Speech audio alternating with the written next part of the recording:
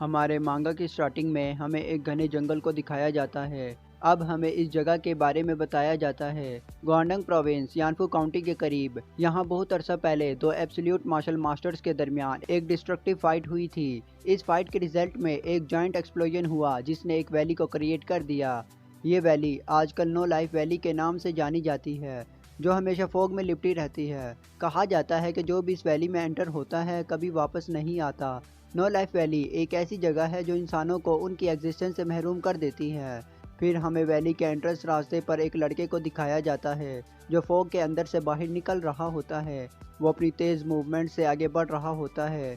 वो फोग के एंड को देख कर कहता है, ये फोग का आखिरी किनारा है। जैसे ही वो फोग से निकलता है सूरज की चमकती रोशनी उसकी आंखों पर पड़ती है। वो अपनी आंखें बंद कर लेता है और आहिस्ता आहिस्ता इन्हें खोलने की ट्राई करता है।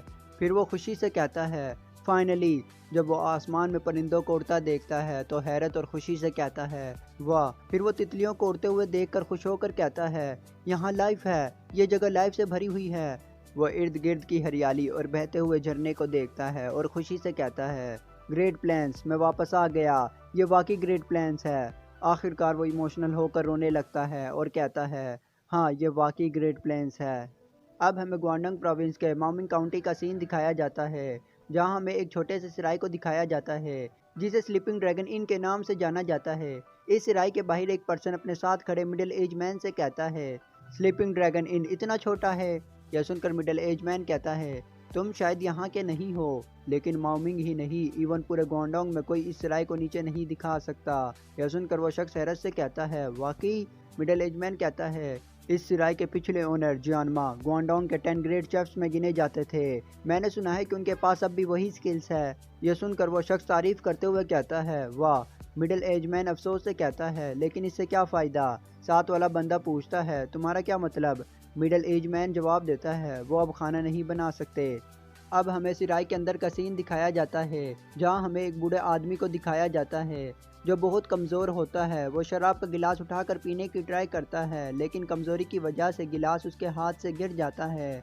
वो अपने कांपते हुए हाथों को देखकर कहता है मेरा शरीर मेरा कहना नहीं मानता। मैंने गिलास उठाया तो सही, लेकिन हाथों में इसे फील नहीं कर सका और सही से पी भी ना सका।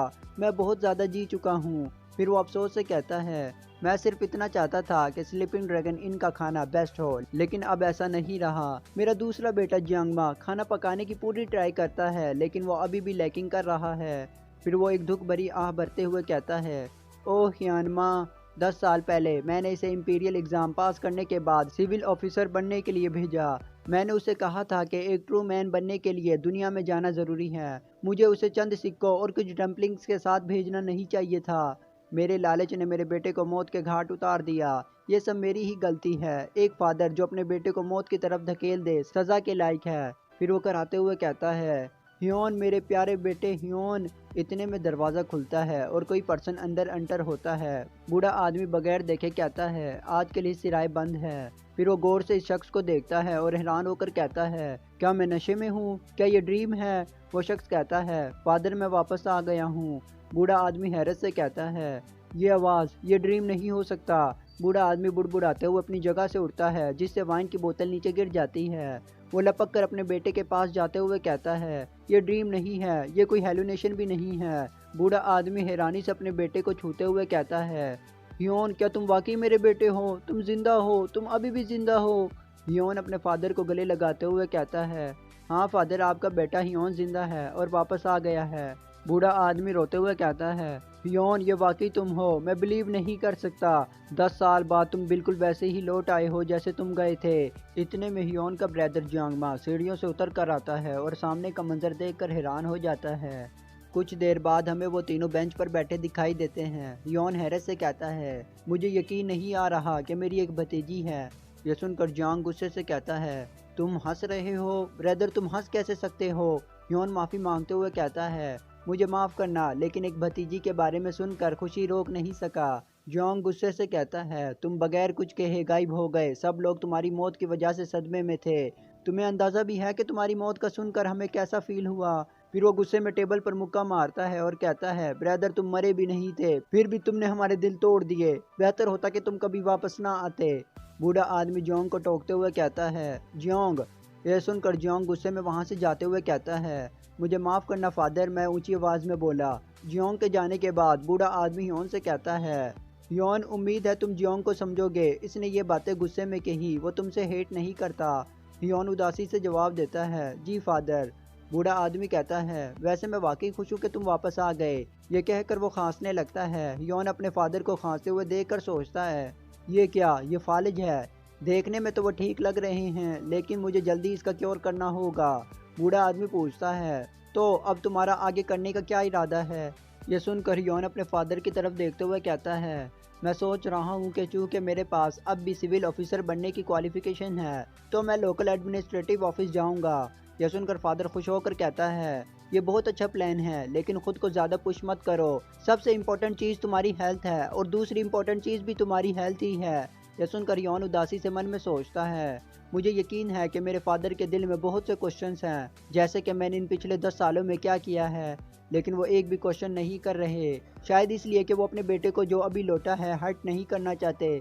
ऐसा लगता है जैसे वो जानते हो कि मेरे लिए ये समय कितना हार्ड था। फिर ह्योन अपने फादर का हाथ पकड़कर नरम लहजे में कहता है, फादर जब समय आएगा तो मैं आपको सब कुछ बता दूंगा।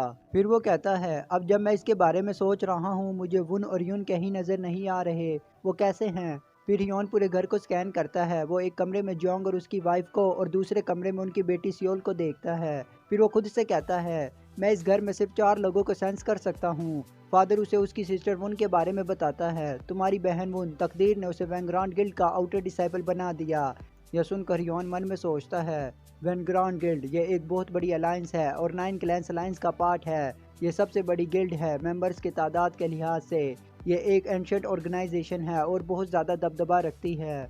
फिर ह्योन खुश होकर अपने फादर से कहता है, वैंग्रांड गिल्ड का आउटर डिसाइपल बनना ये बहुत अच्छी खबर है। फादर मुस्कुराते हुए कहता है, पहाड़ों में रहते हुए उसने एक भिखारी के साथ अपना खाना शेयर किया, और ये जानकर हैरानी हुई कि वो भिखारी वैंग्रांड गिल्ड के एल्डर्स में से था। और तुम्हारी सिस्टर की किस्मत बहुत अच्छी थी कि वो इस एल्डर की मदद से मार्शल आर्ट सीख पाई, और अब वो होनम स्कॉट एजेंसी के लिए एज अ बॉडीगार्ड काम कर रही है। यह सुनकर ह्योन कहता है, ये तो बहुत अच्छा है। फिर वो यून के बारे में पूछता है। फादर उसे यून के बारे में बताते हुए कहता है, हैरान मत होना, तुम्हारी सिस्टर यून साउथर्न सी गिल्ड के लीडर की डायरेक्ट डिसाइपल बन गई। यह सुनकर ह्योन थोड़ा हैरान होकर कहता है, वाकई, और मन में सोचता है, कोई ताज्जुब की बात नहीं कि फादर ने कहा था कि हैरान मत होना। अगरचे साउथर्न सी गिल्ड 9 क्लैंस अलायंस का पार्ट नहीं है, लेकिन ये एक फेमस मार्शल आर्ट्स गिल्ड है जो 9 क्लैंस में किसी का भी मुकाबला कर सकता है। स्पेशली इनके लीडर साउथर्न सी स्वॉर्ड एम्परेंस बहुत फेमस है, दुनिया के 10 सबसे स्ट्रॉन्गेस्ट मार्शल आर्टिस्टों में से एक है, और उसकी डायरेक्ट डिसाइपल बनना। फादर अपनी बेटी के बारे में खुशी से बताते हुए कहता है, तुम्हारे जाने के बाद उसने अपने ग्रेट पोटेंशियल को शो किया। ना सिर्फ वो अपने एज के लड़कों के साथ मुकाबला कर सकती थी, बल्कि उसने यहाँ अपने इलाके में एक टीम भी बना ली थी। ऐसा लगता था जैसे वो एक फीमेल जर्नल बनने के लिए पैदा हुई हो। यह सुनकर यौन मुस्कुराते हुए अपनी बहन यून के बारे में सोचता है। यून, तुम सिर्फ 9 साल की बच्ची थी जब मैं यहाँ से गया था। फिर वो अपने ब्रदर जियोंग के बारे में कहता है, जहाँ तक जियोंग का ताल्लुक है, उसने आपसे यह होटल विरासत में लिया है। मैं खुश हूँ कि सब लोग अच्छी कंडीशन में हैं। फिर वो मुस्कुराते हुए मन में सोचता है, मैं खुश कैसे नहीं हो सकता। इन 10 सालों में बहुत सारे चेंजेस आए हैं, लेकिन कोई भी सैड न्यूज़ नहीं है। फादर मुस्कुराते हुए ह्योन के कंधे पर हाथ रखते हुए कहता है, अब जब तुम वापस आ गई हो तो मैं कह सकता हूँ कि सब कुछ ठीक है। मैं दिल से खुश हूँ कि सब कुछ अच्छा हुआ। थोड़ी देर बाद हमें यौन को उसके कमरे में एंटर होते हुए दिखाया जाता है। वो अपने कमरे को देखते हुए कहता है, यह जगह ज़रा भी नहीं बदली, हर चीज़ साफ़ सुथरी और डस्ट का कोई निशान नहीं। ब्रदर जियोंग, क्या तुम रोज़ाना इस जगह को साफ़ करते थे? कितना डिसऑनेस्ट ब्रदर है। वो काफ़ी गुस्से में लग रहा था, लेकिन शायद मुझे ज़्यादा फिक्र करने की ज़रूरत नहीं, समय के साथ वो मुझे माफ़ कर देगा। फिर यौन डिमोनिक रियलम के बारे में सोचता है। डिमोनिक रियलम में चीज़ें डिफरेंट थी। उस टाइम सबसे खौफनाक दुश्मन टाइम था, क्योंकि हर घंटे हर मिनट मौत का कोई ना कोई निशान होता था। हमें मॉन्स्टर्स, अजीबोगरीब क्रिएचर्स और यहाँ तक कि फ्लेमिंग डिमन से भी लड़ना पड़ता था। ये सब मुझ पर, मेरे दोनों मास्टर्स और साथियों पर लगातार अटैक करते रहते थे। ऐसे भयानक हेल में एक दिन जिंदा रहना भी किसी मेडिकल से कम नहीं था। लेकिन अब यहाँ ग्रेट प्लेन में जिंदा रहने के लिए मेडिकल्स की ज़रूरत नहीं। मैं आहिस्ता आहिस्ता खोए हुए समय को वापस ला सकता हूँ। और सब कुछ अपनी असल जगह पर रख सकता हूँ। अगली सुबह हमें योन को किताबें पढ़ते हुए दिखाया जाता है। वो अपने ब्रदर जियोंग की आवाज़ सुनता है जो अपने फादर से कह रहा होता है, फादर हम देर कर रहे हैं, हमें जल्दी करना चाहिए। जियोंग तैयार होकर अपने फादर के साथ कमरे से बाहर आता है। हियोन इन्हें मार्केट जाते हुए देखकर कहता है, ये मार्केट जा रहे हैं। फादर हमेशा की तरह जिद्दी हैं, वो दूसरों के लाए हुए इंग्रेडिएंट्स को पसंद नहीं करते, हमेशा खुद बेस्ट इंग्रेडिएंट्स फाइंड करने मार्केट जाते हैं। ब्रदर जियांग के लिए ये काफ़ी हार्ड होगा, अपने बीमार फादर के साथ मार्केट जाना यकीनन आसान काम नहीं है। लगता है कि फादर अब भी ब्रदर जियांग पर कंप्लीट भरोसा नहीं करते। फिर वो कहता है, पहले मुझे अपने मैटर्स की केयर करनी चाहिए।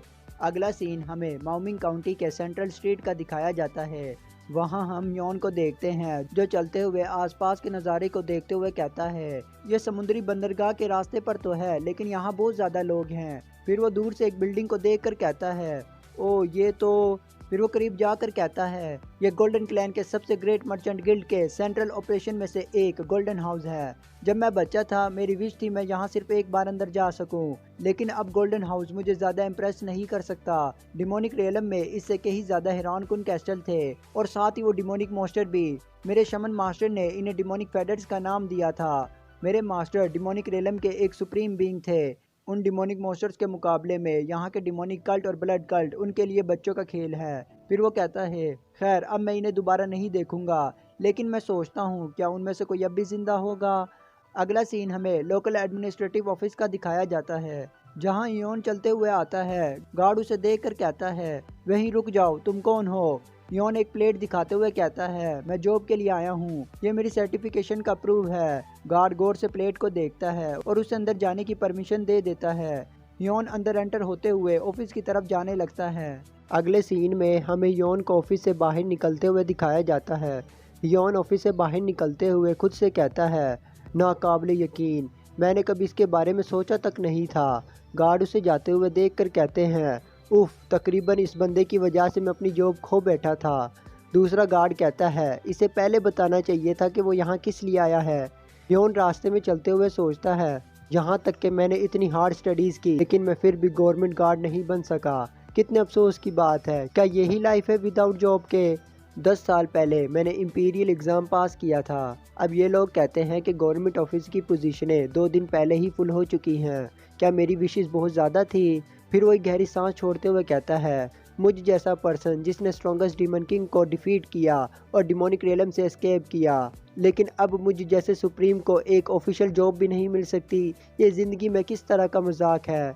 बस मैं अपनी फैमिली के सामने अपने आप को डिग्निफाइड दिखाना चाहता था, लेकिन अब सब कुछ चला गया है। मैं अब एक अनजॉब पर्सन हूँ। विदाउट जॉब के अब मैं क्या कर सकता हूँ। फिर वो एक गहरी सांस छोड़ते हुए कहता है, चलो मुझे टेंशन नहीं लेनी चाहिए, सबसे पहले मुझे अपने फादर की बीमारी का क्योर करना चाहिए। यह कहकर वो अपने घर के सामने पहुंच जाता है। घर के अंदर से एक खुशबू आती है। यह देख कर योन कहता है, ये किस किस्म की खुशबू है। फिर वो इस खुशबू को सूंघते हुए कहता है, ये तो घर के पके खाने की खुशबू है। फिर वो तेज़ी से अंदर जाते हुए कहता है, मैंने आखिरी बार घर का पका हुआ खाना कब खाया था। वो घर में पहुंचकर अपने सामने एक लेडी और एक छोटी बच्ची को देखता है। लेडी कहती है, आपसे मिलकर खुशी हुई ब्रदर इन लॉ, मेरा नाम चुईलोंग है। ये देख कर एमसी मन में कहता है, ये मेरे भाई की वाइफ है और ये छोटी लड़की मेरी भतीजी है। फिर एमसी ग्रीट करते हुए कहता है, आपसे मिलकर खुशी हुई सिस्टर इन लॉ, मेरा नाम माँ ह्योन है। ह्योन अपनी सिस्टर इन लॉ को देखते हुए मन में सोचता है, इसकी सादगी में एक अजीब सी खूबसूरती है। इसकी सादा और नफीसे अंदाज मूवमेंट से लगता है कि उसने मैनर सीख रखे हैं। सिस्टर इन लॉ अपनी बेटी से कहती है, सियोल चलो अंकल को हेलो कहो। यह सुनकर ह्योन कहता है, तो ये जियांगमा की बेटी है और मेरी भतीजी कितनी प्यारी है। सियोल कहती है, गुड मॉर्निंग अंकल। यह सुनकर ह्योन की दोनों आंखें दिलों से चमक जाती है और वो अपने दिल में कहता है, सो क्यूट, कितनी प्रिटी है। फिर वो थोड़ा झुक कर सियोल से पूछता है, सियोल तुम्हारी उम्र कितनी है। यह सुनकर सियोल कहती है, मैं 6 ईयर की हूँ। तभी पीछे से आवाज़ आती है, मेरे ख्याल से सियोल को अगले साल से पढ़ना लिखना शुरू कर देना चाहिए। फिर वो योन से कहता है, क्या सियोल प्रिटी नहीं है। यह सुनकर योन कहता है, वो बहुत प्रिटी है। फिर वो कहता है, चलो ब्रेकफास्ट करते हैं, ब्रेकफास्ट का टाइम निकला जा रहा है। अगला सीन हमें डाइनिंग टेबल का दिखाया जाता है जहाँ योन खाना उठाते हुए कहता है, ये बहुत डिलीशियस है जियोंग। ये सुनकर योन के फादर कहते हैं, जैसे ही तुम घर आए जियोंग ने पूरी मेहनत की कि वो अपने भाई के लिए दुनिया का सबसे बेस्ट खाना बनाए। उसने आज के खाने में थोड़ा इम्प्रूव किया है। यह सुनकर योन अपनी फैमिली को खाते पीते और हंसते हुए देखकर मन में कहता है, कितनी प्यारी फैमिली है, मैं अपने आंसुओं को रोक नहीं सकता। ये कितनी ग्रेट हैप्पीनेस है, मैं इसको डिनाई नहीं कर सकता। यह हैप्पीनेस मेरे दिल को वार्म करती रहेगी। अगला सीन हमें रात के टाइम का दिखाया जाता है। चांद आसमान में अपनी पूरी रोशनी के साथ चमक रहा होता है। उसी वक्त हमें योन को दिखाया जाता है जो अपने फादर के कमरे में आता है। वो अपने फादर को सोते हुए देखकर कहता है, मैं देख सकता हूँ कि आप बहुत अच्छा ख्वाब देख रहे हैं। आपको इसी तरह खुश रहना चाहिए, ड्रीम में भी और रियलिटी में भी। फिर वो अपनी आंखें बंद करता है और अपने हाथ में की गैदर करता है। वो अपनी की अपने फादर के जिस्म में डालते हुए कहता है, सबसे पहले मुझे इसके लाइफ और सोर्स को डजन बार एम्पलीफाई करना होगा। ये वाइट की जो मेरे मास्टर के ज़रिए क्रिएट की गई थी इनफ है। फिर वो अपनी की को कंट्रोल करते हुए अपने फादर का इलाज करते हुए कहता है, मुझे ध्यान नहीं भटकाना चाहिए, बस कंसंट्रेट करना चाहिए। वो अपनी की के ज़रिए अपने फादर के दिमाग की हालत का जायज़ा लेते हुए कहता है, मुझे यहाँ तक कि इसके मामूली माइनर इशू को भी क्लीन करना होगा और सही तरीके से क्योर करना होगा। फिर वो अपनी आंखें बंद कर लेता है और अपने फादर की बीमारी के क्योर में कंसंट्रेट करने लगता है। थोड़ी देर बाद वो अपनी आंखें खोलते हुए कहता है, फाइनली मैंने अपने फादर की डिजीज़ का कम्प्लीटली क्योर कर दिया है। फिर वो कहता है, अब मुझे अपने फादर के दिल की बीमारी का क्योर करना है। फिर वो अपने हाथ में ब्लैक एनर्जी रिलीज़ करते हुए कहता है, अब बारी है ब्लैक एनर्जी की। फिर वो ब्लैक एनर्जी को कंट्रोल करते हुए अपने फादर के दिल में डालते हुए कहता है, ये ब्लैक एनर्जी मेरे सेकंड मास्टर के ज़रिए क्रिएट की गई थी। अगर जब वाइट एनर्जी स्टेबिलिटी, प्यूरिफिकेशन और हीलिंग के लिए इस्तेमाल होती है, लेकिन ब्लैक एनर्जी इन्फ्यूजन और क्योर्स के लिए इस्तेमाल होती है, क्योंकि ये ब्लैक एबिलिटी है। यह आप पर डिपेंड है क्या आप इस ब्लैक की के ज़रिए इंसानों की मदद कर सकते हैं या उनका नुकसान। फिर वो ब्लैक की को कंट्रोल करते हुए अपने फादर का इलाज करने लगता है। थोड़ी देर बाद वो अपने फादर के दिल की बीमारी का कम्प्लीटली क्योर कर देता है। फिर वो अपनी आंखों से स्कैन करते हुए अपने फादर के ब्रेन और हार्ट को चेक करते हुए कहता है, आखिरकार मेरे फादर की ब्रेन और हार्ट का कम्प्लीटली क्योर हो गया है। फिर वो अपने फादर को गहरी नींद सोते हुए देखकर कहता है, गुड जॉब, आप जब सुबह उठेंगे तो आप सरप्राइज होंगे। फिर वो वहाँ से जाते हुए एक प्यारी सी स्माइल देते हुए कहता है, हर कोई लंबी ज़िंदगी जियो, हैप्पी एंड हेल्थी लाइफ। मैं बस अभी यूं ही चाहता हूँ फादर। ये कहते ही वो वहाँ से कम्प्लीटली डिसअपीयर हो जाता है। अगली सुबह सिराय में हमें योन को दिखाया जाता है जो चलते हुए खुद से कहता है, मैं अभी तक जॉबलेस हूँ, लेकिन मेरे पास एंडलेस पॉसिबिलिटीज़ है कि मैं खुद से जॉब कर सकता हूँ। क्योंकि मेरी गवर्नमेंट ऑफिसर बनने की क्वालिफ़िकेशन अभी भी मौजूद है, तो मैं खुद से अपना स्कूल खोल सकता हूँ। मैं डॉक्टर भी बन सकता हूँ और यहाँ तक कि मैं एक हंटर भी बन सकता हूँ। मैं कॉन्फिडेंट हूँ कि मैं कोई भी जॉब कर सकता हूँ, लेकिन मुझे लगता है कि मेरे लिए सबसे बेस्ट ऑप्शन है खुद का स्कूल खोलना। चाहे मुझे एब्सोल्यूट पावर मिल चुकी हो और मज़ीद ग्रोथ की गुंजाइश ना हो, मगर मेरा हार्ट और माइंड अभी मुकम्मल मैच्योर नहीं हुए। मुझे अभी भी बहुत कुछ सीखना बाकी है, इसलिए स्कूल खोलना मेरे लिए सबसे बेस्ट ऑप्शन है। दूसरी तरफ हम सिराय में कस्टमर्स को देखते हैं। कस्टमर्स के दरमियान हम वहाँ सिस्टर इन लॉ को देखते हैं जो कस्टमर्स को खाना सर्व कर रही होती है। दूसरी तरफ किचन में हम जियांगमा को देखते हैं जो खाना बनाते हुए अपने फादर से पूछते हैं, फादर मुझे लगता है कि आज के दिन आप कुछ ज़्यादा एनर्जेटिक लग रहे हैं। यह सुनकर योन के फादर कहते हैं, तुम ठीक कह रहे हो, ये अजीब है, आज का दिन मुझे बहुत अच्छा फील हो रहा है। ये शायद डॉक्टर की मेडिसिन का कमाल है जो मैंने कल ली थी। कल तक मैं नाइफ भी नहीं उठा सकता था, लेकिन आज का दिन डिफरेंट है। ना मैं सिर्फ एनर्जेटिक फील कर रहा हूँ, बल्कि मैं अपने हाथों में चाकू को भी फील कर सकता हूँ। मुझे ऐसा लगता है जैसे मैं 10 साल यंगर हो गया हूँ। ये मेरे लिए काफ़ी है कि मैं अपने पुराने राइवल्स को चैलेंज कर सकूँ और ग्रेट शेफ का खिताब हासिल कर सकूँ। सिराय के बाहर में कस्टमर्स का बहुत रश दिखाया जाता है। रश को देखते हुए योन मुस्कुराते हुए दिल में कहता है, खुदा का शुक्र है कि अब मेरे फादर बिल्कुल ठीक हो गए हैं। मुझे खुशी है कि मैं अपने सिराय को दोबारा उठते हुए देख रहा हूँ। मैं अपने भाई के फेस में एक ब्राइट स्माइल देख रहा हूँ। योन के फादर खुशी से मुस्कुराते हुए कहता है, मैं कह सकता हूँ कि ये एक मौजज़ा है। अपने फादर को इस तरह मुस्कुराते हुए देखकर योन दिल में कहता है, मुझे खुशी है कि फादर अब बिल्कुल ठीक हो गए हैं, वो अपने सिराय को दोबारा स्टार्ट कर सकते हैं। थोड़ी देर बाद हम योन को उसकी भतीजी के साथ देखते हैं जो अपनी भतीजी को खिलाते हुए मन में कहता है, अब सब मैटर सॉल्व हो गए हैं, अब मुझे स्कूल खोलने के मैटर के बारे में सोचना चाहिए। तभी सियोल खेलते हुए अपनी उंगली हियोन की नाक में डाल देती है। हियोन अजीब सा मुंह बनाते हुए मन में कहता है, मैंने बहुत अरसा पहले इंपीरियल एग्ज़ाम पास किया था तो मेरे पास क्वालिफ़िकेशन भी है। मुझे लगता है कि मुझे सबसे पहले ज़मीन और बिल्डिंग बाय करनी चाहिए। लेकिन मसला पैसों का है। ऐसा नहीं है कि मेरे पास पैसों का कोई सॉल्यूशन नहीं है। मैंने डिमोनिक रियलम में बहुत से स्टाफ उठाए थे और मैंने वहाँ से बहुत से मिस्टिकल ऑब्जेक्ट्स भी उठाए थे। लेकिन मसला ये है कि मैं अब उन्हें कहाँ सेल करूँ। फिर वो अपनी भतीजी के गालों को खींचते हुए खेल रहा होता है। तभी वो दरवाजे की तरफ देखने लगता है। दरवाजे की तरफ से हमें एक आदमी अंदर आते हुए दिखाया जाता है, जिसे देख कर हियोन कहता है, एक मार्शल आर्टिस्ट जिसके पास 20 ईयर की है, इस उम्र के पर्सन के लिए ये बुरा नहीं है। तभी हियोन उस बंदे से कहता है, सर हमारा ड्रैगन इन फिलहाल बंद है। तभी हियोन गौर से उस पर्सन को देखते हुए मन में कहता है, अगर उसके चेहरे पर स्कार ना हो तो ये मेरे छोटे भाई वुन की तरह नज़र आता है। अगर वो बड़ा होता तो इस तरह नज़र आता। फिर वो अचानक शौक होते हुए कहता है, वेट, ये मेरा छोटा भाई वुन हो सकता है। वो जल्दी से अपनी चेयर से उठता है और अपने भाई की तरफ दौड़ते हुए कहता है, वुन तुम रास्कल, ये तुम हो। वो जल्दी से दौड़ते हुए वुन के पास पहुंचकर उसके कंधे पर हाथ रखते हुए कहता है, वुन मैंने तुम्हें कितने सालों से नहीं देखा। ये सुनकर वुन कहता है, मेरा भी यही कहना है, मैंने भी तुम्हें कितने सालों से नहीं देखा। हियोन मुस्कुराते हुए कहता है, आपके मसल्स भी बढ़ गए हैं। जब मैं तुम्हें छोड़कर गया था तुम सिर्फ 15 साल के थे। यह सुनकर वुन कहता है, आप भी बहुत हेल्थी नज़र आ रहे हैं। हियोन मुस्कुराते हुए कहता है, ऑफ कोर्स मैं हूँ। मैंने सुना है कि तुमने मार्शल आर्ट सीखे हैं। आप तो फिज़िकली फ़िट नज़र आते हैं। मुझे अपने लिटिल ब्रदर पर प्राउड है। तभी सियोल खुशी से चिल्लाते हुए उसके पास जाते हुए कहती है, अंकल अंकल। ये देख कर वुन कहता है, हाँ ये मैं हूँ सियोल।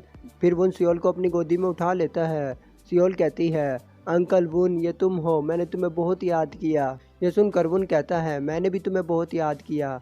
तभी फिर पीछे से आवाज़ आती है, ब्रदर इन लॉ तुम वापस आ गए। उसका ब्रदर भी कहता है, ब्रदर तुम आ गए, बहुत सालों से तुम्हें नहीं देखा। सभी ब्रदर्स एक दूसरे से मिलकर बहुत खुश होते हैं।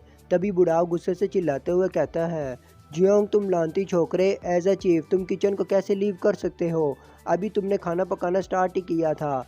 क्या तुम अपना माइंड खो चुके हो? यह सुनकर वो तीनों डर जाते हैं। तभी जियोन जल्दी से कहता है, हाँ हाँ मैं भी बनाता हूँ। अगला सीन हमें डाइनिंग टेबल का दिखाया जाता है, जहाँ पूरी फैमिली बैठी होती है। तभी वुन अपनी सिस्टर इन लॉ से पूछता है, सिस्टर इन लॉ तुम्हें कैसे पता चला कि मैं आ रहा हूँ? ये सुनकर सिस्टर इन लॉ जवाब देती है, ये मैंने फादर से सुना, उसने तुम्हें और यून को एक लेटर भेजा था। ये सुनकर योन कहता है, तो ये फादर थे। तभी वुन कहता है, जब मुझे मैसेज मिला तो मैसेज में कहा गया था कि बिग ब्रदर वापस आ गए हैं। ऑफ कोर्स जैसे ही ये मैंने सुना तो मैं तुरंत वापस आया। योन हंसते हुए मन में कहता है, तो सिर्फ मैं ही अंधेरे में था। अगर वो मुझे सरप्राइज़ देना चाहते थे तो ये वाकई वर्क कर गया। फिर वो अचानक सबसे कहता है, वेट, क्या तुमने अभी यून को मेंशन किया? तभी हमें दरवाजे से एक लड़की को अंदर आते हुए दिखाया जाता है, जो अंदर आते ही कहती है, ऐसा लगता है कि सिर्फ मैं ही लास्ट में पहुंची हूँ। ये देख कर योन जल्दी से अपनी चेयर से उठता है और लड़की की तरफ आगे बढ़ते हुए कहता है, यून ये तुम हो? क्या वाकई तुम यून हो? यह सुनकर यून हंसते हुए कहती है, हाँ ब्रदर मैं यून हूँ।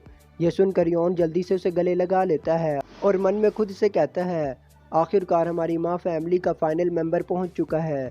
यून को देखकर सब खुश होते हैं। अगले सीन में हम सबको डाइनिंग टेबल पर खाना खाते हुए देखते हैं, जहां बुढ़ाओ अपनी फैमिली को इस तरह हंसी खुशी खाना खाते हुए देखकर मन में कहता है, योन, वुन, यून, जियोंग, लियोंग और मेरी प्यारी डॉटर हम सब इकट्ठे हैं। मैंने कभी सोचा भी नहीं था कि मरने से पहले एक दिन ऐसा आएगा। तुम्हारा फादर वाकई हैप्पी है। मुझे इतनी खुशी देने के लिए तुम सबका थैंक यू। हमेशा खुश रहो मेरे प्यारे बच्चों। तभी योन कहता है, तो मुझे कहाँ से शुरू करना चाहिए? यह सुनकर सब लोग योन की तरफ देखने लगते हैं।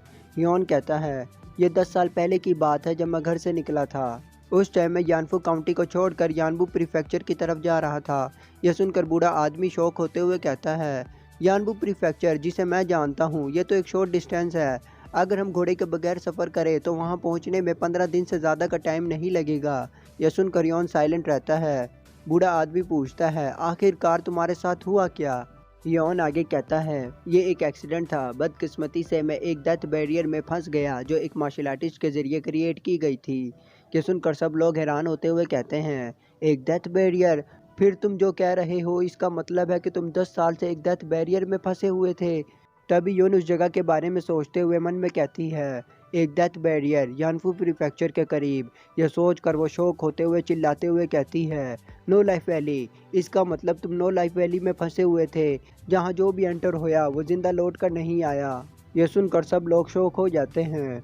यह सुनकर तभी वुन मन में कहता है, काउंटलेस मार्शल आर्ट्स मास्टर जो नो लाइफ वैली में एंटर तो हुए, लेकिन कोई भी सिंगल वन एस्केप करने में कामयाब नहीं हुआ। लेकिन ब्रदर, यून भी यूं ही सोच रही होती है, लेकिन ब्रदर नो लाइफ वैली से एस्केप करने में कैसे कामयाब हो गए?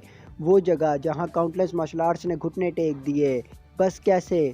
उसी वक्त वुन चिल्लाते हुए अपने ब्रदर से पूछता है, फिर इसका मतलब तुमने मार्शल आर्ट सीख रखे हैं?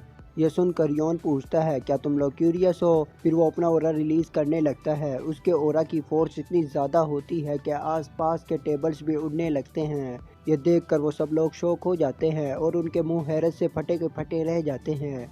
तभी वो सब लोग चिल्लाते हुए योन से पूछते हैं, योन ये क्या चल रहा है? ये कैसे किया तुमने? तभी यून अपनी बॉडी को संभालते हुए मन में कहता है, ओ माय गॉड, मैं अपनी पूरी बॉडी को मूव नहीं कर सकता। ये कैसी पावरफुल फोर्स है? क्या वो ह्यूमन बॉडी लिमिट्स को सरपास कर चुका है? क्या वो ट्रांसेंडेंट लेवल पर पहुंच गया है, जहां वो हेवंस के जरिए अपने हार्ट और सोल को कंट्रोल कर सकता है? यून भी अपने भाई को देखते हुए मन में कहती है, ये पावर तो कोई डिफरेंट लेवल की है, जो मैंने अपने मास्टर से भी फील नहीं की। ब्रदर, तुम कितना चेंज हो गए हो उस जगह से। क्या तुम अब भी ह्यूमन हो? तभी हियोन अपनी पावर वापस लेता है, जिससे सब चीज़ें अपनी जगह पर वापस आ जाती हैं। ये देखकर सब लोग हैरान होते हैं।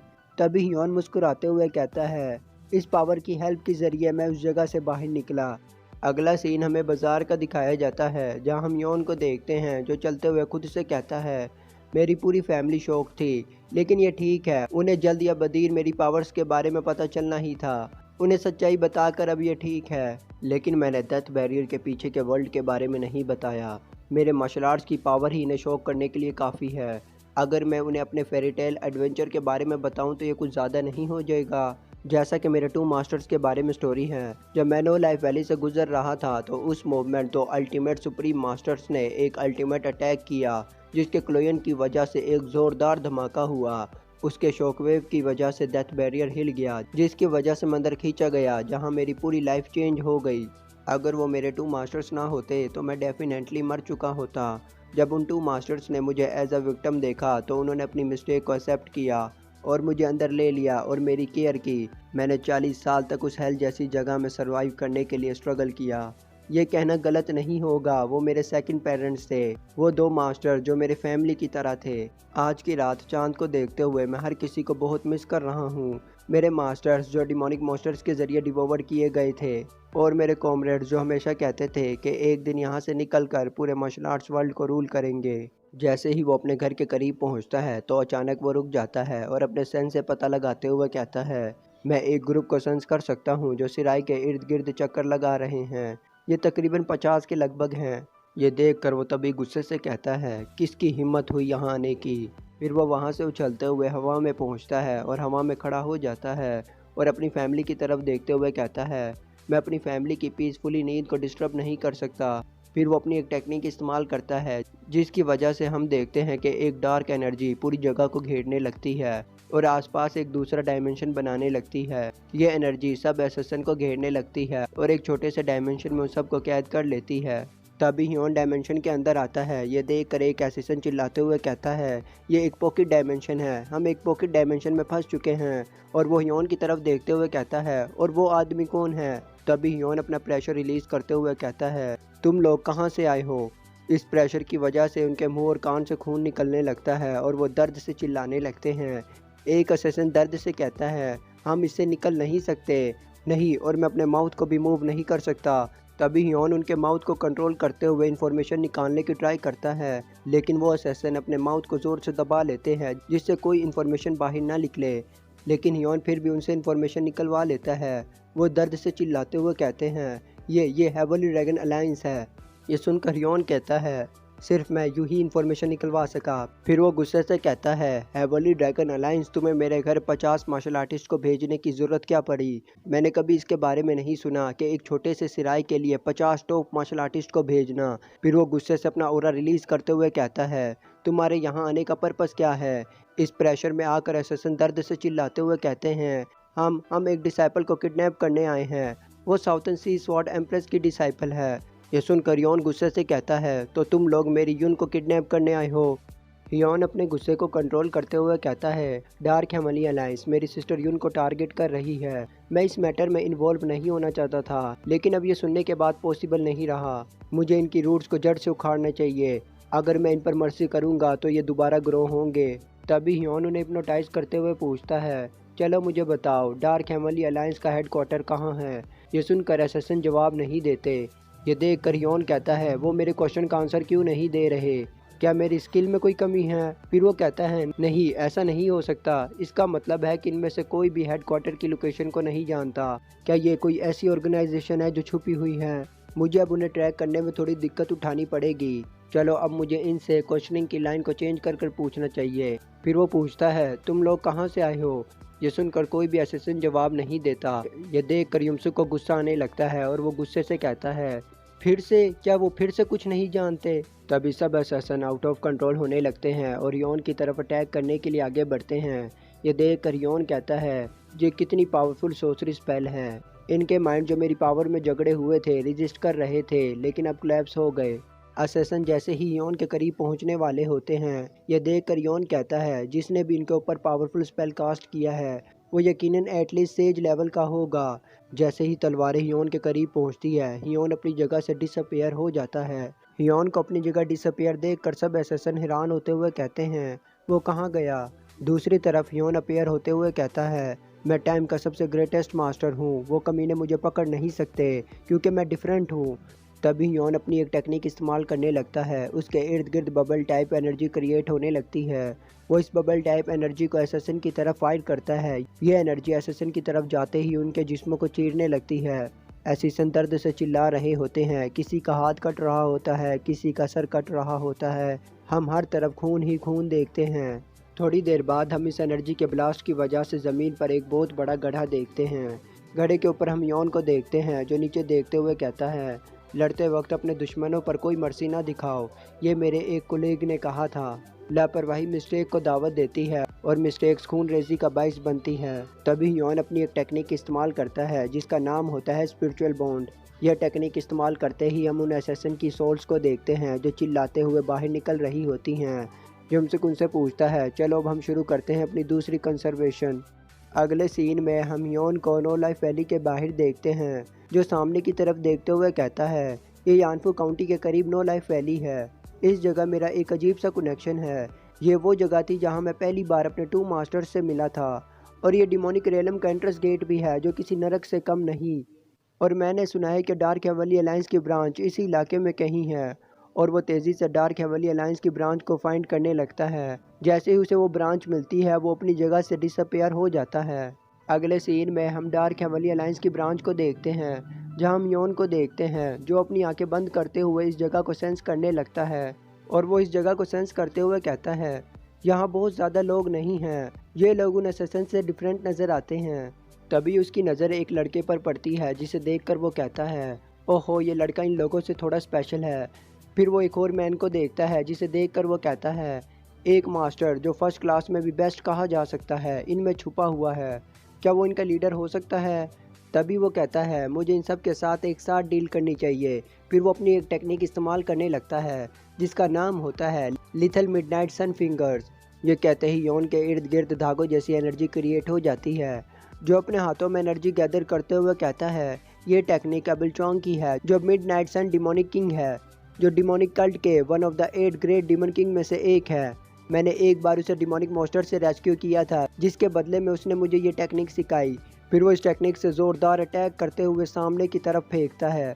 अटैक तेज़ी से आगे बढ़ते हुए जाता है। जैसे ही अटैक लोगों से टकराता है, सब लोग दर्द से चिल्लाने लगते हैं और इसी हालत में मर जाते हैं। तभी योन पूरी जगह को स्कैन करते हुए कहता है, अब कोई भी नहीं बचा, सब मर चुके हैं। ये मेरी तरफ से एक परफेक्ट असैसिनेशन था।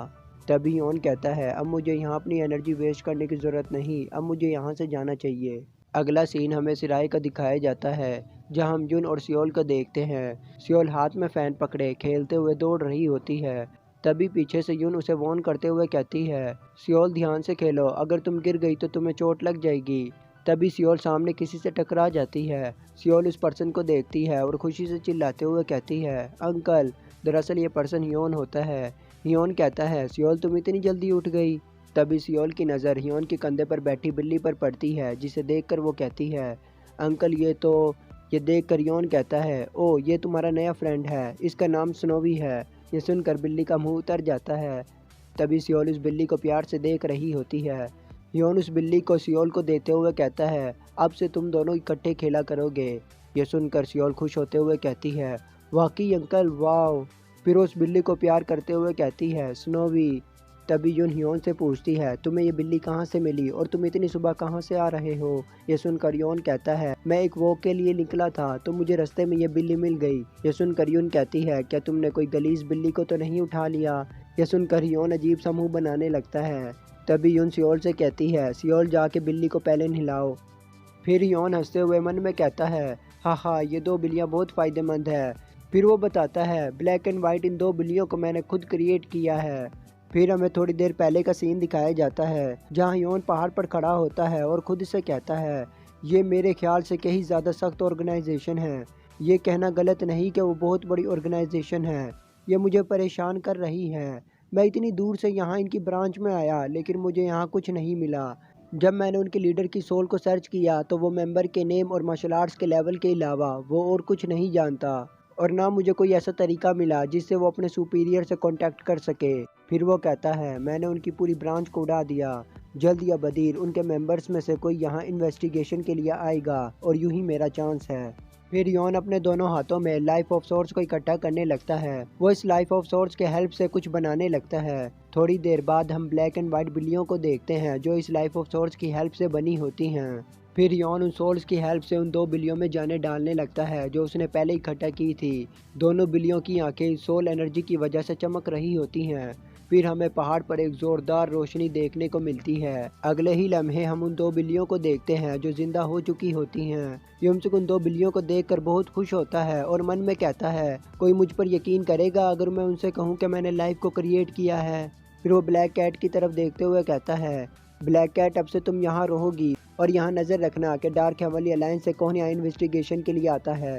ये सुनकर ब्लैक कैट हाँ में सर हिलाती है और यौन के कंधे से छलांग लगाते हुए तेजी से वहाँ से चली जाती है। फिर यौन वाइट कैट की तरफ देखते हुए कहता है, वाइट कैट, अब से तुम मेरे साथ रहोगी क्योंकि तुम दोनों एक ही सोल को शेयर करते हो। तो मुझे बताना कि ब्लैक कैट क्या देख रही है। ये सुनकर वाइट कैट हाँ में सर हिलाती है। फिर हम ब्लैक कैट को देखते हैं जो एक छत पर बैठी जासूसी कर रही होती है।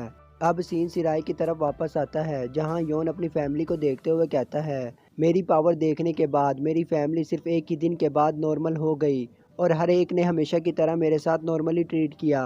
किसी की एबिलिटीज़ में चेंजेस का मतलब ये नहीं कि एक पर्सन की पर्सनैलिटी ही चेंज हो जाए, और मैं अभी भी अपनी फैमिली का एक मेंबर हूँ। ये नाइस है। एक पीसफुल फैमिली हमेशा किसी के दिल में सुकून लाता है। तभी यौन घर में एंटर होते हुए कहता है, मैं घर वापस आ गया हूँ। यह सुनकर उसके फादर खुशी से कहते हैं, तो ये कैसा था, क्या तुमने कोई अच्छी जगह फाइंड करी स्कूल खोलने के लिए। यह सुनकर यौन हंसते हुए कहता है, हाँ लकीली मैंने एक अच्छी जगह फाइंड कर ली है। तभी यह सुनकर पीछे से जियोंग कहता है, ये अच्छी बात है। तभी फादर पूछते हैं, तो वो जगह कहाँ है। तभी यौन कहता है, चलो फादर बैठकर बात करते हैं। यह सुनकर फादर कहते हैं, ठीक है। फिर वो जियोंग से कहते हैं, जियोंग कुछ चाय ले आओ। अगले सीन में सब टेबल्स पर बैठे होते हैं। तभी फादर कहता है, क्या वाकई तुम्हें कोई हेल्प की ज़रूरत नहीं। इवन अगर बस ये एक छोटा सा स्कूल है, आई एम श्योर तुम्हें बहुत ज़्यादा पैसों की ज़रूरत होगी।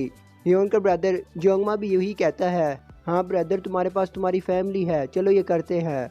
यह सुनकर हियोन कहता है, चलो मैं तुम्हें एक सीक्रेट बताता हूँ। मेरे पास एक ऐसी चीज़ है जिसे डार्क मिथिकल वॉल्ट कहते हैं। यह सुनकर वो दोनों उलझन में कहते हैं, डार्क मिथिकल वॉल्ट, वो क्या है। हियोन डार्क मिथिकल वॉल्ट के बारे में बताता है। जैसा कि नाम से पता चलता है, ये एक लेजेंडरी ट्रेजर है जिसमें हर किस्म के रेयर चीज़ें और वेपन्स मौजूद होते हैं। ये एक ऐसी चीज़ है जो ना सिर्फ डिमोनिक रेलम में बल्कि सेंट्रल प्लेन में भी बहुत रेयर होती है। डार्क मिथिकल वॉल्ट ये एक अजीब चीज़ है जो डिमोनिक रेलम में एक ख़ास फिनोमेना की वजह से पैदा हुई, और ये चीज़ किसी जिंदा लिविंग बीइंग की तरह बर्ताव करती है। ऐसी चीज़ मेरे पास है और जब मैं इसका नाम पुकारूं तो यह अपेयर होता है। यह सुनकर वो दोनों शौक होते हुए कहते हैं, क्या वाकई ऐसी भी कोई चीज़ मौजूद है। फिर यौन आगे बताता है, सेंट्रल प्लेन्स में तो ज़रा सी भी डिमोनिक एनर्जी मौजूद नहीं, तो वहाँ तो ये अपेयर नहीं हो सकता। लेकिन मैं क्यूरियोसिटी के तौर पर अपने सामने की जगह को कुछ इस तरह बदला जैसे वो नो लाइफ वैली का सुरंग जो डिमोनिक रेलम की तरफ जाता है, और मैंने इसी तरह का सुरंग बनाने की ट्राई की जो डिमोनिक रेलम की तरफ जाता है। ऐसा करते ही थोड़ी सी डिमोनिक एनर्जी सुरंग से बाहर आई और मैं डार्क मिथिकल वर्ल्ड को बुलाने में सक्सेस हो गया।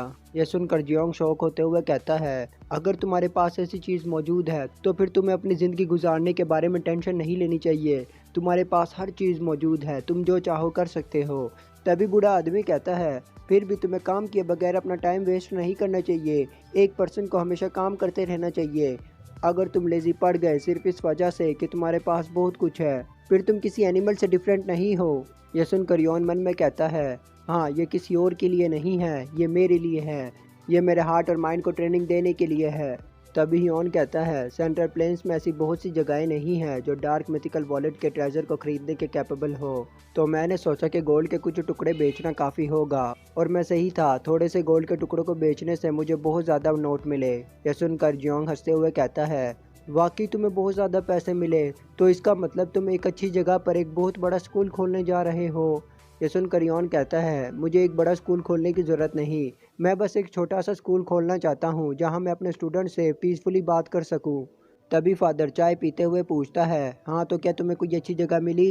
ये सुनकर यौन कहता है, हाँ नेक्स्ट डोर पर एक फ्रूट मर्चेंट अपनी दुकान बंद कर रहा है। ऐसा लगता है कि वो एक कपल की हैसियत से इस जगह को चला रहे थे, लेकिन रिसेंटली कस्टमर्स की कमी की वजह से वो एक हार्ड टाइम गुजार रहे हैं। मैं उनके पास गया और मैंने उसे इस जगह के लिए बहुत पैसे दिए ताकि वो एक नई जगह पर एक नया फ्रूट स्टोर खोल सके, और मैंने उन्हें बहुत ज़्यादा एक्स्ट्रा पैसे भी दिए। यह सुनकर फादर खुश होते हुए कहता है, वाकई यह सुनकर बहुत अच्छा लगा। अब वो कपल अपनी ज़िंदगी खुशी खुशी गुजार सकते हैं। तभी जियोंग कहता है, अब तुमने एक अच्छी जगह फाइंड कर ली है, अब तुम्हें कंस्ट्रक्शन टीम को हायर करने की ज़रूरत है। तभी जियोंग उसे मशवरा देते हुए कहता है, ये काम फादर पर छोड़ दो, वो इसे इजीली कर लेंगे। क्योंकि वो एक लंबे अरसे से स्लीपिंग ड्रैगन इनको चला रहे हैं, उसके पास कनेक्शंस का एक बहुत बड़ा नेटवर्क है, कंस्ट्रक्शन टीम से लेकर डॉक्टर तक, और यहाँ तक कि वो हजूमों को भी जानता है। तभी फादर अपनी चेयर से खड़े होते हुए कहता है, हाँ इसे मेरे ऊपर छोड़ दो, मैं इस प्रीफेक्चर में सबसे बेस्ट कंस्ट्रक्शन टीम हायर करूँगा। यह सुनकर यौन हंसते हुए कहता है, थैंक यू फादर। तभी जियोंग हंसते हुए कहता है, हाँ हाँ चीज़ें इतनी अच्छी तरह से चल रही है, बेशक मेरे भाई का एक बहुत अच्छा स्कूल होगा। यह सुनकर यौन हंसते हुए मन में कहता है, तो मुझे अभी उस दिन का इंतज़ार करना होगा। अगले सीन में हम यौन को बाहर जाता हुआ देखते हैं। उसी टाइम युन भी अपनी चमकती आंखों के साथ चोरी छुपे उसका पीछा करने लगती है। युन कहती है वो स्कूल खोलने में बिजी है, शायद वो मुझे सेंस ना कर सके। फिर वो तेजी से आगे बढ़ने लगती है। युन अपने मन में कहती है, मैंने इसके बारे में कितनी बार सोचा, लेकिन मैं उसकी मार्शल आर्ट्स की पावर्स को एक्सेप्ट नहीं कर सकती। आखिरकार इन 10 सालों में उसके साथ हुआ क्या? अगर वो कहता कि वो एक मार्शल आर्टिस्ट है तो एटलीस्ट मैं उस पर बिलीव कर लेती। युन हियोन का पीछा करते हुए बाजार तक पहुंच जाती है। हियोन अपनी बहन को इस तरह उसका पीछा करते हुए देखकर एक स्माइल देता है। युन अपने मन ही मन में कहती है, साउथर्न सी गिल्ड को ज्वाइन करने के बाद मैंने 10 साल तक मार्शल आर्ट्स की प्रैक्टिस की और एक फर्स्ट क्लास मार्शल आर्टिस्ट बन गई। अगरचे मैंने ग्रेट स्किल्स लर्न की हैं, लेकिन मैं अपने भाई के कंपेयर में एक फायरफ्लाई हूँ और मेरा भाई एक ड्रैगन की तरह है। युन काफ़ी देर तक अपने भाई को ऑब्जर्व करते हुए कहती है, मैं इतनी देर से इसे ऑब्जर्विंग कर रही हूँ, लेकिन वो किसी भी तरह एक मार्शल आर्टिस्ट की तरह नहीं लगता। इसकी मूवमेंट्स बिल्कुल आम आदमी की तरह है। योन उसको इस तरह पीछा करते हुए देखकर एक गहरी सांस छोड़ता है। युन इसको इस तरह सांस छोड़ते हुए देखकर कहती है, यहाँ तक इसकी ब्रीथिंग भी एक मार्शल आर्टिस्ट की तरह नहीं लगती। फिर युन उस लम्हे को सोचते हुए कहती है, लेकिन वो पावर जो उसने दिखाई थी वो इतनी ज़्यादा थी कि मैं अपनी बॉडी को भी मूव नहीं कर सकती थी। फिर युन चोरी छुपे आगे बढ़ते हुए कहती है, जो मार्शल आर्ट्स की स्किल मैंने और पूरी फैमिली ने विटनेस की वो वाकई रियल थी। यहाँ तक कि मेरी मास्टर जो हिनम में स्वॉर्ड्समैन के नाम से जानी जाती है, वो मेरे ब्रदर के सामने 100 सेकंड्स भी नहीं टिक सकती। तभी योन अपनी जगह से डिसअपियर हो जाता है। ये देखकर वो शॉक हो जाती है और जल्दी से इधर उधर देखते हुए कहती है, वो कहाँ गया? तभी योन उसके पीछे आते हुए कहता है, युन क्या तुम्हें मुझसे कुछ कहना है? योन को अपने पीछे इस तरह आते हुए देखकर युन शॉक हो जाती है और जल्दी से कहती है, ब्रदर। फिर योन उससे कहता है, मुझे फॉलो करो। यह सुनकर युन योन के पीछे चलने लगती है। तभी योन उससे पूछता है, मुझे यकीन है कि तुम मेरे मार्शल आर्ट्स के बारे में क्वेश्चन करना चाहती हो। यह सुनकर युन हकलाते हुए कहती है, हाँ हाँ मुझे बस थोड़ा सा डाउट है। तभी यौन कहता है, तो मुझे कैसे एक्सप्लेन करना चाहिए? अगर मैं कहूँ कि मैं बार बार पहाड़ से गिरकर मुसलसल ट्रेनिंग करता रहा तो क्या तुम इस पर यकीन करोगी? यह सुनकर यून गुस्से से मन में कहती है, पहाड़ से गिरकर बार बार ट्रेनिंग करना? हाँ, मैं इस पर यकीन करूँगी अगर हेवंस का लक तुम्हारे साइड पर हो। तभी यौन हंसते हुए कहता है, हाँ हाँ, मैं तो बस मजाक कर रहा था। यहाँ तक कि मैं तुम्हें सच भी बताऊँ तो ये तुम्हारे लिए एक गुड एक्सपीरियंस होगा। ये सुनकर यून कहती है, तुम्हारा क्या मतलब? तभी यौन उसकी तरफ देखते हुए कहता है, क्या तुम मुझे देखकर खुद को नीचा फील नहीं कर रही? यह सुनकर यून शौक हो जाती है और खुद से सवाल करती है। वो ठीक कहता है, मैं इस मकाम पर खुद को नीचा फील कर रही हूँ कि मैं इसे खुद भी रिकॉग्नाइज कर सकती हूँ। मैं हेल्प नहीं कर सकती, लेकिन मेरी आंखों के सामने इस बड़े पहाड़ के अपेयर होने के बाद मैं खुद को इससे कंपेयर कर रही हूँ। फिर वो शौक होते हुए कहती है, क्योंकि इसकी वजह है कि मैं खुद को इसके सामने नीचा फील कर रही हूँ। लेकिन एक मिनट, फिर इसने ये क्यों कहा कि ये तुम्हारे लिए गुड एक्सपीरियंस है? कैसे? तभी यौन कहता है, तुम्हें क्या लगता है कि तुम्हारे अंदर ये मायूसी वाली फीलिंग कहाँ से आई? ये सुनकर यून कहती है, मैं नहीं जानती, शायद ये मेरे डिज़ायर हों। यौन कहता है, गलत, ये राइट आंसर नहीं है। ये सुनकर यून गुस्से से कहती है, तो फिर राइट आंसर क्या है? तभी यौन अपना हाथ यून के सर पर रखते हुए कहता है, ये सिंपल आंसर है, ये कंपैरिजन है। यह सुनकर यून उलझन में कहती है, कंपैरिजन, तुम्हारा क्या मतलब? तभी यौन उसे प्यार से कहता है, अपने आप को दूसरों से कंपेयर करना, जैसे कोई पर्सन तुमसे ज़्यादा स्ट्रॉन्गेस्ट हो या किसी भी चीज़ में तुमसे ज़्यादा बेटर हो, उस पर्सन को अपने आप से कंपेयर करना और खुद में कमी फील करना, यूँ ही कंपैरिजन है। यह सुनकर यून मन में कहती है, तुम ठीक कहते हो, तुम्हें देखकर मैं खुद को तुमसे कंपेयर कर रही थी। तभी यौन कहता है, एक कंपैरिजन एक गैप को क्रिएट करता है। अगर कोई पर्सन तुमसे लार्ज गैप रखता है तो तुम अपने आप में खोई हुई या मायूसी फील करोगी। तभी यौन यून के कंधे पर हाथ रखते हुए कहता है, यून, स्वॉर्ड उठाने के बाद क्या तुम कभी किसी से हारी हो? यह सुनकर यून हैरान होते हुए कहती है, हारना? मैं स्मॉल डुएल्स में काउंटलेस बार हार चुकी हूँ। लेकिन वेट, वो किस हारने के बारे में बात कर रहा है? असली फाइट में या डुएल्स में? तभी यौन उसे प्यार से कहता है, मुझे यकीन है कि तुम काउंटलेस बार हार चुकी हो, लेकिन ये रियल डिफीट नहीं है। असली डिफीट जब शुरू होती है जब तुम अपने आप को अपने ओपोनेंट से कंपेयर करने लगती हो, और उसी टाइम तुम अपने आप को नीचे देखना स्टार्ट कर देती हो। दोस्तों, ये थी आज की वीडियो। आई होप आपको पसंद आई होगी। जाने से पहले प्लीज मेरे चैनल को सब्सक्राइब एंड लाइक करें और कमेंट करना ना भूलें। मिलते हैं अगली वीडियो में, तब तक के लिए बाय, खुदा हाफिज।